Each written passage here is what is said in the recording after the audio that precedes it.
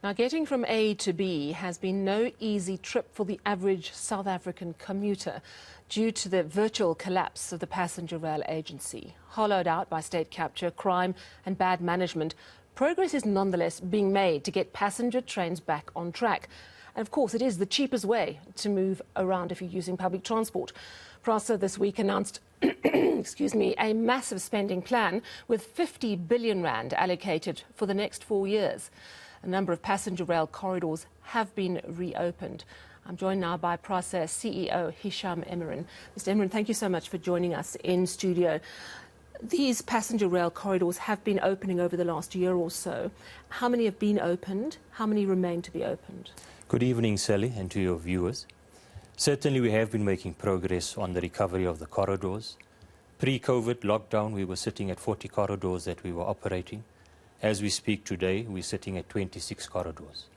We are working on bringing back the balance of the corridors, some of them within this financial year, that's the end of March next year, that we'll be bringing them back. So we've got a detailed plan on each of these corridors in terms of the work that needs to be undertaken, the time frames. We've made the awards of the contractors and our internal teams that are hard at work at bringing back those remaining corridors. So you've made some progress, but some of the corridors still out of action. Are those in metro areas? Yes, we do have still some corridors in the metro areas that have not yet been recovered. For example, here in Gauteng, we still need to recover the Randfontein corridor, the corridor down to Vereniging, and Devolution as well. But we have got awards. Work has begun on those corridors. Just recently, we launched the Lerala to Germiston, and we've also opened the section from Germiston to Park Station.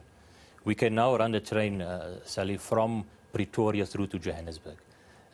So that whole section has been opened, but there are still some improvements that need to be done to run a complete service on that corridor.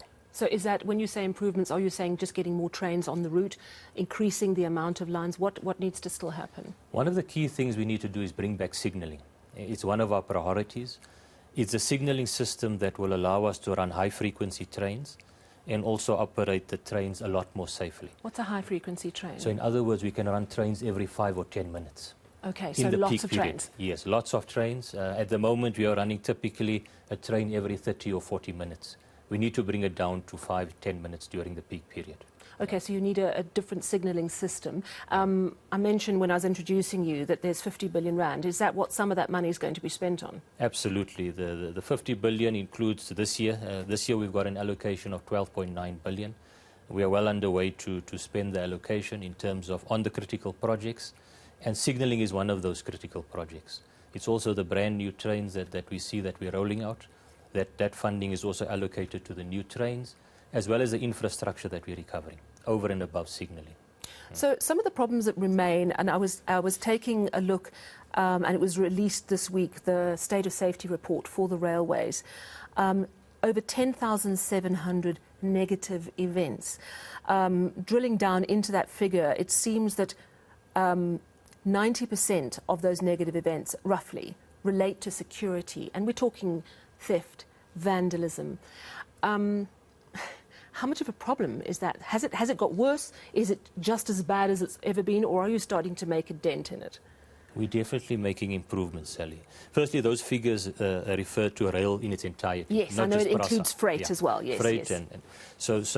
But we are making progress. Certainly, by no means have we addressed all those matters that we need to be looking at. But if you look at the last year and the previous year as well, you can already see the trend moving towards a reduction in the occurrences, both from a safety as well as security. You correctly point out that the majority are security through theft and vandalism, and Prasa has significantly increased its investment within security, number one, and that's around an integrated security plan. Is this the bringing back of the railway police as we once knew them? So you see an increase in terms of the physical boots on the ground. That's the phase one of this integrated plan. And now we're at the stage where we want to bring in technology. Your CCTVs, your drone technology that we will be rolling out as part of this corridor protection. And is this what the money is going to be spent on? I mean, just talk to me. I believe that some of the trains are manufactured in South Africa as well. These trains, and that's a good story about these new trains. These trains are not being imported. It is being built, manufactured here in South Africa. The factory is here in Gauteng, in Nigel, in Tenotta. We've got an order of 600 trains that need to be manufactured. In other words, 3,600 coaches. And these are brand new modern trains, Sally. We've already received 180 of these trains. They are on many of the corridors that we have launched. There's been a very positive response from the commuters. They want to see these trains on all the corridors. And as you said, they want to see more trains. Yeah. So there's a big need for us to accelerate on our side to see how we can bring back these corridors and bring back the signalling. So talk to me about timeframes, and let's focus on Johannesburg for now, because it is the biggest city. We've seen with the latest census just how massive Gauteng is in terms of the many people that come to the city, and Joburg, of course, is the epicenter. How soon will that new signalling system come in so that you can run your trains more often? Okay. So we've got contractors on the ground on 2 of our corridors already, this being the Mabopane to Pretoria, as well as the Salisbury to Pretoria. We are now out in the market to procure for the recovery of those signalling systems on the balance of the corridors. We are looking at about an 18 to 24-month program to bring back signalling in its entirety. So it will take a bit of time, but in addition to bringing back the signalling, what Prasa is also doing is some of the infrastructure interventions on the corridor to allow us to bring in some additional trains back earlier before the signalling is up and running. Let's talk about Cape Town, because you have a situation in Cape Town where you have people who've built shacks on the line. That's still not resolved. That's in Langa, right? Yeah, that's in Langa and Philippi. It's on the central line. It's one of our priority corridors in Cape Town. It makes up 40% of our passenger movement in Cape Town. We do have a solution going forward. In fact, Prasa has put an interim solution on the table, referred to as Operation Bakela. This is to move those, if I can call it shacks, that's on the railway line, within 10 meters of the railway line, to put them to a temporary location, an interim solution. As we speak now, we are busy preparing that site to move approximately 890 shacks to the temporary site so that we can bring our contractors in. What we have got is we've got contractors on standby. They've been appointed, they're ready to move. We've engaged with the communities, with the small business enterprises there to be part of the process. So once that move happens towards the end of November, we'll be hitting the ground with the contractors. Yeah. But I mean, it's a classic case of if you don't use it, you lose it. I mean, we've seen that as the years of state capture hollowed out Prasa and things fell apart, stations got vandalized. It wasn't seen as useful to anyone because the trains weren't running, so it was robbed consistently. Cape Town is very eager, the city of Cape Town, to take over the running of the trains. What's your view on that? That's a policy decision. It's captured in the National Rail Policy. I've said and I've discussed this. We are in a number of discussions with the city through our statutory structures in terms of the National Land Transport Act. And our position is a simple one. Sally, as the passenger rail agency, we are an implementing agent of government. Our role is to bring back rail. We are busy rebuilding, we are busy recovering the system, and we're busy modernizing the system. Whether it's sitting at the national level or whether it's sitting at a local level, that recovery has to happen. Myself and the team, we are focused on the recovery through the direction of the board that we have got at Prasa to ensure that we do not relax, we accelerate that recovery, if I can put it that way.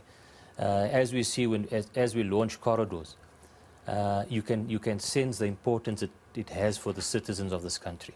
And therefore, none of us are taking it easy as we speak. The teams are working 24/7, so to speak, in terms of getting these corridors back. And my position is therefore a simple one. It's about let's focus on getting rail back. The policy debates, the institutional restructuring will happen when it happens. So you don't mind either way, really, as long as your mandate is just to get the trains going, and if Cape Town runs it or if it's run from Prasa, you don't mind? Our focus is to get the trains back. You want those trains back on track? Absolutely. How soon do you think that central line might be up? Well, we've targeted by March next year to at least have a limited service running. Obviously, we've had some delays with the relocation of the settlements.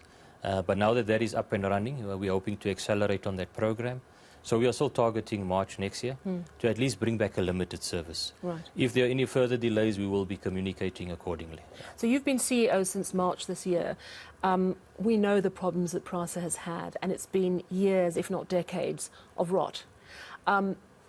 How difficult has it been to turn around it? From the way you're speaking, it sounds like there's a lot of motivated people who want to fix this problem. But I would imagine part of fixing the problem is getting rid of people who benefited illegally from being on the take. Yeah. Is that still a problem in parts of Prasa? Are you still having to root out some rot? Look, there's been a lot of progress in terms of that, but I must stress up front that rot, or that percentage of, if I call it a corrupt workforce, is a very small percentage. I think you hit the nail on the head when you say there are many committed and hardworking people at Prasa. I've just come out of a roadshow across the country, meeting with all of the staff, and without doubt, the commitment is there, the dedication is there, and the staff want the trains back running. So there's been some progress in terms of dealing with rooting out that. The board has been instrumental in ensuring we've got the right controls, governance in place to make sure there's no repeat of some of these things. But for now, is to make sure that the workforce is rejuvenated. To accelerate this turnaround, we need to make sure that the 15,000 strong workforce at Prasa needs to be motivated and dedicated to this task. So you've got 26 out of 40 corridors already recovered. When are you going to get 40 out of 40? What's your goal, your time frame? We would like during next year to have all the corridors back. We need to review some of those corridors in terms of the demands. Things have changed, travel patterns have changed since the work from home setup and all of these things. And some of these corridors, Sally, are not Prasa corridors. We will rely on our sister company, Transnet, that owns some of the corridors that we operate on, to also accelerate the recovery of some of those sections. But the majority of them, certainly the ones that Prasa own, should be recovered during the course of next year.